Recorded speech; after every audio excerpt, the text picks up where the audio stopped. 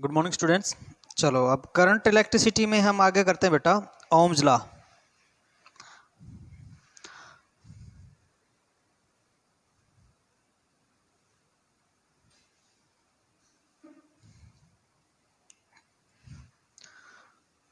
According to this law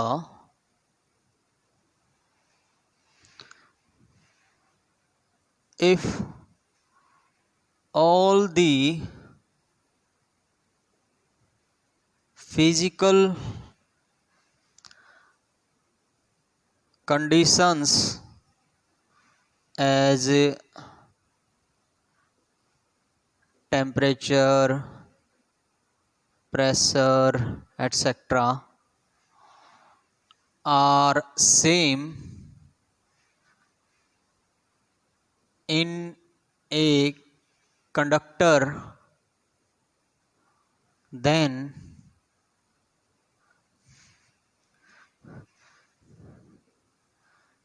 the electric current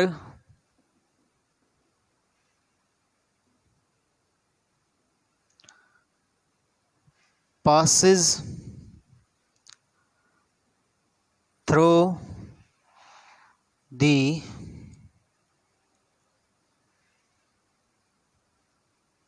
conductor is directly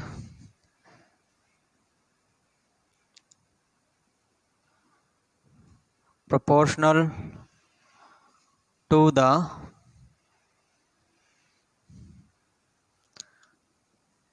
electric potential या potential difference,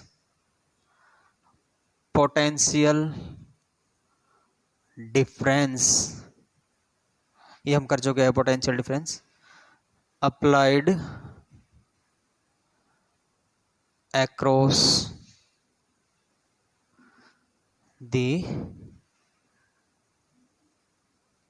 conductor.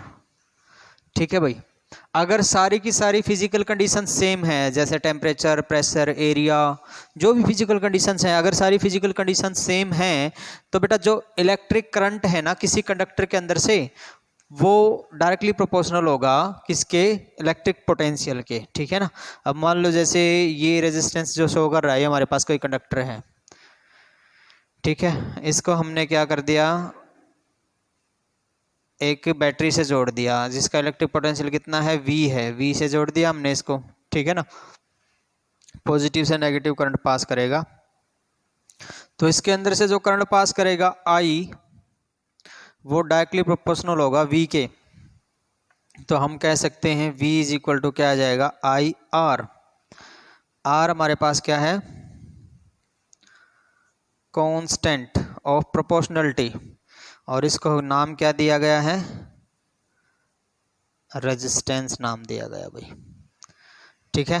तो अगर graph बनाएंगे V और I के बीच में, तो स्ट्रेट लाइन स्लोप के साथ एक ग्राफ आएगा भाई। ठीक है। और इसका स्लोप हमें क्या देगा, इसका स्लोप हमें रेजिस्टेंस देगा। स्लोप क्या होगा, slope perpendicular divided by base, तो इसका स्लोप हमें क्या देगा, resistance. Slope of this VI graph gives us resistance। तो इस VI ग्राफ का स्लोप हमें क्या देगा भाई, रेजिस्टेंस देगा भाई। ठीक है। चलो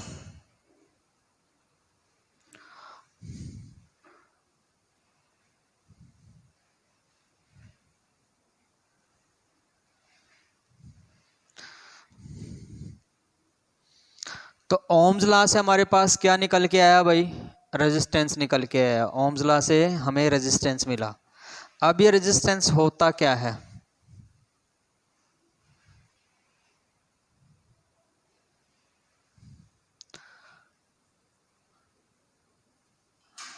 रेजिस्टेंस तो होता क्या है, resistance it is the property of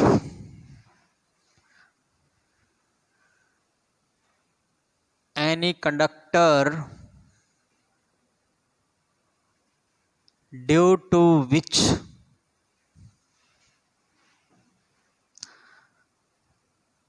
the conductor can oppose the flow of charge, oppose the flow of charge या फ्लो ऑफ करंट बोल लो, फ्लो ऑफ करंट बोलो, flow of electric current, electric current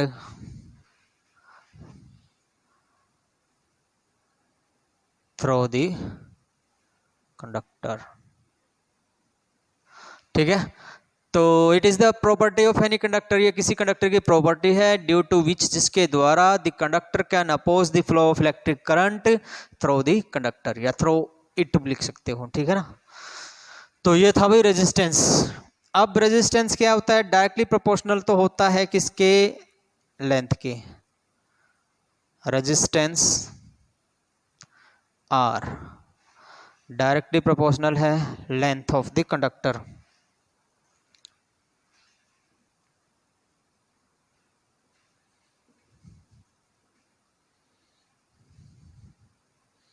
ठीक है, और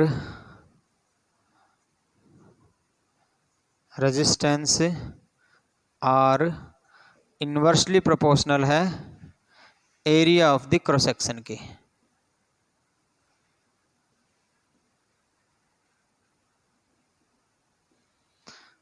ठीक है ना, तो अगर दोनों को मिला दिया जाए तो हमें क्या मिल जाएगा, R is equal to rho L by ए।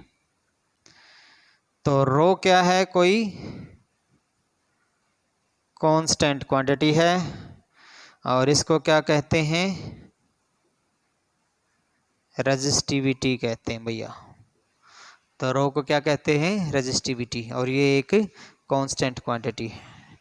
ठीक है, तो ये था हमारे पास रेजिस्टेंस। रेजिस्टेंस हमारे पास क्या आया, R is equal to rho L by A. अब यहां से एक नई बात निकल के आई, रेजिस्टिविटी। तो ये रेजिस्टिविटी क्या होता है, देखते हैं।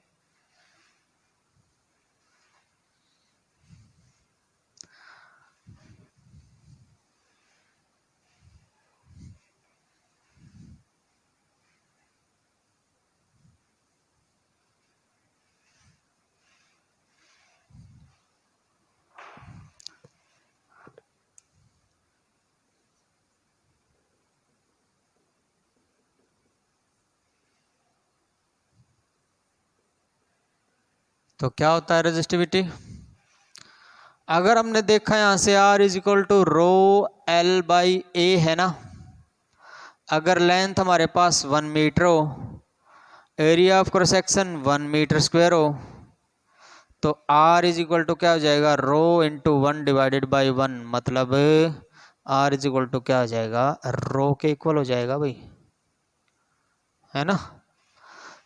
तो हम इसकी डेफिनेशन क्या लिख सकते हैं,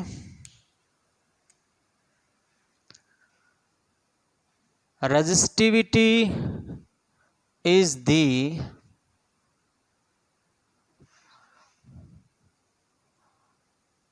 resistance of a conductor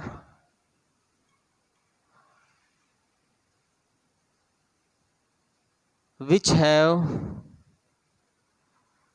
length 1 meter and area of cross section 1 metre square. तो रेजिस्टिविटी क्या है, रेजिस्टेंस है किसी कंडक्टर का जिसकी लेंथ क्या है 1 मीटर है, और एरिया ऑफ क्रॉस सेक्शन कितना है 1 मीटर स्क्वायर है। ठीक है, यूनिट क्या हो जाएंगी भाई, यूनिट यहां से देखो, यूनिट हम क्या लिखेंगे, ओम मीटर लिखेंगे भाई, क्या होगी, ओम मीटर। रेजिस्टेंस की यूनिट क्या होगी, ओम। यूनिट ये तो रेजिस्टिविटी की है, रेजिस्टेंस की क्या होगी, ओम हो जाएगी भाई। इसको ये सिंबल देंगे हम, ठीक है। अगर रेजिस्टेंस के डायमेंशंस पूछ ले तो डायमेंशंस क्या होंगे रेजिस्टेंस के, इधर देखो रेजिस्टेंस के डायमेंशंस क्या होंगे भाई। तो रेजिस्टेंस के डायमेंशंस हम इस तरह से निकालेंगे। पहले V इज इक्वल टू क्या होता है, आई आर होता है। पहले तो V का फार्मूला क्या हो गया, W/Q, ठीक है। तो V का फार्मूला हो गया हमारे पास W/Q, और I के लिए A लिखेंगे तो यहाँ से आ जाएंगे रेजिस्टेंस के लिए। पहले V के डायमेंशन निकाल लो। तो V के डायमेंशन W के क्या होंगे, M1L2 T-2, और Q के क्या होंगे, AT M0L0 A1 T1, है ना। तो ये V के आगे भाई हमारे पास, तो R के क्या होंगे भाई हमारे पास, V के कंप्लीट निकाल लो पहले, M1L2 A-1 T-3, पुट करो इसके अंदर, M1L2 A-1 T-3 is equal to A और R। तो यहाँ से हमारे पास R के रेजिस्टेंस और डायमेंशन फार्मूला क्या आ गया भाई, ये इधर चला जाएगा, M1L2 A-2 T-3, ये आ जाएगा भाई, ठीक है। तो ये हमारे पास R का डायमेंशनल फार्मूला है, और यूनिट क्या होगी, ओम होगी, ठीक है। रजिस्टिविटी का भी डायमेंशनल फार्मूला आप लोग इसी तरह निकाल सकते हो। यहाँ पे R का लिख के L का क्या हो जाएगा, L हो जाएगा, A का L² हो जाएगा, तो यहाँ से रजिस्टिविटी के भी निकल जाएंगे, ठीक है भैया। तो ये थे डायमेंशनल फार्मूला। तो जो रजिस्टिविटी है ये किस पे डिपेंड करेगी, नेचर ऑफ मटेरियल के ऊपर डिपेंड करेगी भाई, मटेरियल का नेचर क्या है उस पर डिपेंड करेगा। चलो इससे रिलेटेड हमारे पास कुछ सिंपल से न्यूमेरिकल करके देखते हैं, बिल्कुल सिंपल न्यूमेरिकल जो बोर्ड लेवल के 1 या 2 नंबर में आएंगे जो, ठीक है, वो करके देख लेते हैं इससे रिलेटेड, फिर आगे चलेंगे।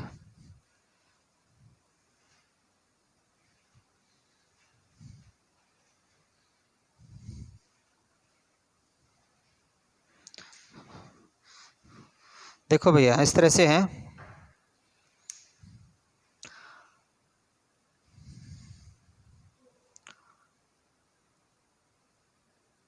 find the change in resistance of the wire, find the change in resistance of the wire of length L and area of cross section A after being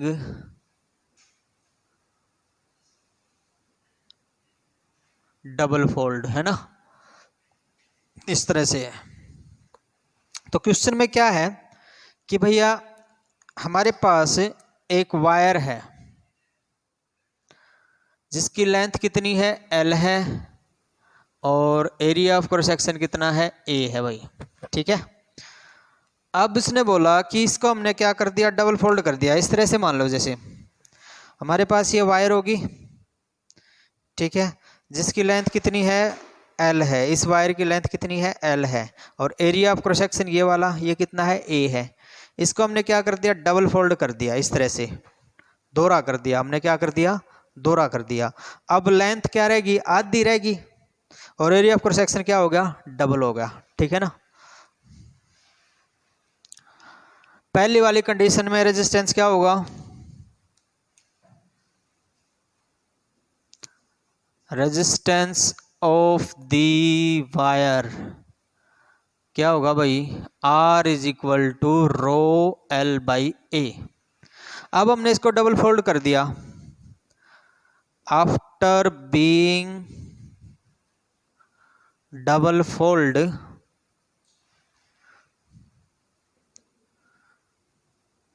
resistance of the wire, तो double fold होने के बाद resistance क्या हो जाएगा भाई, R dash मान लो। Raw material तो सेम है, रेजिस्टेंस मटेरियल पर डिपेंड करता है, मटेरियल क्या है, सेम है। लेंथ क्या होगी, डबल होगी 12, और लेंथ तो आधी होगी, डबल नहीं, डबल फोल्ड किया है तो लेंथ कितनी होगी, आधी होगी। और एरिया ऑफ क्रॉस सेक्शन क्या हो गया, डबल हो गया, 2a हो गया। तो यहाँ से हमारे पास R डैश की वैल्यू क्या आ गई भाई, रो L बाई 4a। तो इसका मतलब R डैश की वैल्यू कितनी आ गई, R बाई 4। तो नया रेजिस्टेंस 4 टाइम्स क्या हो जाएगा, कम हो जाएगा पुराने रेजिस्टेंस का। तो नया रेजिस्टेंस कितना आ जाएगा, R dash is equal to R by 4 आ जाएगा भाई, और ये 4 टाइम्स कम हो जाएगा पुराने रेजिस्टेंस से। ठीक है, चलो एक और करके देख लेते हैं।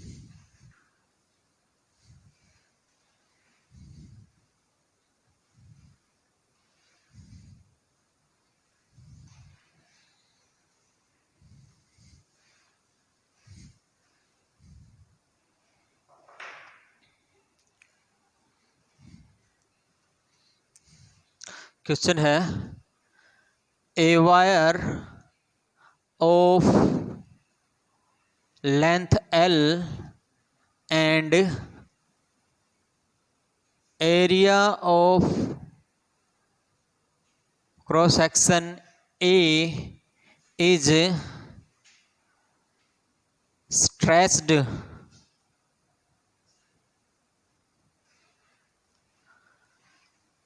to double of its length। इसको हमने क्या कर दिया, खींच दिया, कहां तक, लेंथ डबल ना हो जाए तब तक। फाइंड दी न्यू रेजिस्टेंस लिख लो या चेंज इन रेजिस्टेंस लिख लो, new resistance of the wire. आसान सा क्वेश्चन है। देखो भैया, हमने क्या किया, उस वायर को अब की बार डबल लेंथ तक खींच दिया, लेंथ क्या होगी, डबल होगी। अब मटेरियल तो वही है, मटेरियल की वॉल्यूम तो वही रहेगी। अगर उस लेंथ को डबल कर दिया तो एरिया ऑफ क्रॉस सेक्शन क्या हो जाएगा, आधा हो जाएगा। जैसे घर में सेवइयां बनाते हैं, जितनी लंबी बढ़ाओगे सेवइयां को, जितनी लंबी बढ़ाओगे ना वहाँ तक लंबी बढ़ती जाएगी बढ़ती जाएगी। तो सेवइयां क्या जैसे बढ़ती जाएगी ना, बीच से क्या होती जाएगी, वो पतली होती जाएगी ना, एरिया ऑफ क्रॉस सेक्शन क्या हो जाएगा उसका, कम हो जाएगा। तो जितनी ज़्यादा लेंथ खींचोगे पतली होगी, एरिया ऑफ क्रॉस सेक्शन क्या हो जाएगा, कम होगा। ठीक है ना, जितनी कम लेंथ है उसकी एरिया ऑफ क्रॉस सेक्शन क्या है, ज़्यादा है। जैसे हमने डबल फोल्ड कर दिया था, डबल फोल्ड में एरिया ऑफ क्रॉस सेक्शन कितना हो गया था, 2 टाइम्स हो गया था। ठीक है ना, अब हमने क्या कर दिया, खींच दिया, वो खींचने के बाद उसकी लेंथ डबल कर दी, तो लेंथ डबल कर दी तो एरिया ऑफ क्रॉस सेक्शन कितना हो जाएगा, आधा हो जाएगा उसका। ठीक है ना, सेवइयाँ होती है ना जैसे घर पे, तो सेवइयाँ का जैसे जैसे हम उसको बढ़ाते रहते हैं उसकी लंबाई बढ़ती जाएगी, लेकिन वो क्या होगा, एरिया ऑफ क्रॉस सेक्शन उसका वो पतली होती जाएगी ना, वो कम हो जाएगा। तो जैसे हमने इसको डबल फोल्ड किया तो एरिया ऑफ क्रॉस सेक्शन तो क्या हो जाएगा, हाफ हो जाएगा। डबल फोल्ड नहीं, इसको डबल लेंथ तक खींचा तो एरिया ऑफ क्रॉस सेक्शन तो हाफ हो जाएगा और लेंथ कितनी हो जाएगी, डबल हो जाएगी। ठीक है, तो पहले पुराना रेजिस्टेंस देखते हैं क्या है। R है पुराना रेजिस्टेंस, वो क्या होगा, रो L बाई ए। अब नया रेजिस्टेंस R डैश क्या है, मटेरियल तो सेम है, रेजिस्टिविटी मटेरियल पे डिपेंड करती है, तो रो तो रहेगा सेम। लेंथ क्या हो जाएगी, डबल, और एरिया ऑफ क्रॉस सेक्शन क्या हो जाएगा, हाफ हो जाएगा भाई। तो R डैश की वैल्यू कितनी आ जाएगी, ये ऊपर जाके मल्टीप्लाई हो जाएगा, 4 रो L बाई ए। तो यहाँ से R डैश की वैल्यू कितनी आ गई, 4R आ गई भाई। तो जो नया रेजिस्टेंस होगा वो 4 टाइम्स होगा पुराने रेजिस्टेंस का। ठीक है बेटा, तो आज के लिए हम इतना ही करेंगे, बाकी नेक्स्ट लेक्चर में। Thank you very much.